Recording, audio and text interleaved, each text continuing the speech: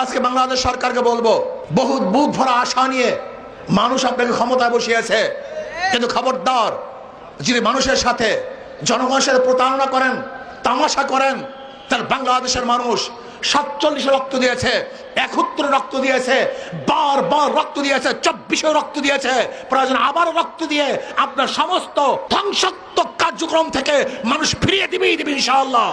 আমরা মনে করছি যে এই বাংলাদেশকে ভারতের করদ রাজ্য বানানোর জন্য তাদের যে দীর্ঘদিনের প্রয়াস, এটা এখনো থামে নাই।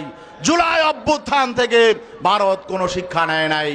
আমরা দেখেছি স্বাধীনতার পরে গুটি কয়েক মানুষ আমাদের দেশের স্বাধীনতা এবং স্বকীয়তাকে ভারতের কাছে বিক্রি করে দিয়ে তারা ক্ষমতাবান হয়েছিল, তারা তাদের স্বার্থ হাসিল করেছিল। জুলাই যদি না হতো বর্তমান সরকার হতো না। কাজেই জুলাই সনদ বাস্তবায়ন করে এদেশের জন সেন্টিমেন্টকে পূরণ করতে হবে। কিন্তু আপনারা যদি পায়ে পাড়া দিয়ে ঝগড়া বাঁধাতে চান, তাহলে আমরাও কিন্তু আন্তর্জাতিক আদালতে আপনাদের বিরুদ্ধে যেতে বাধ্য হব।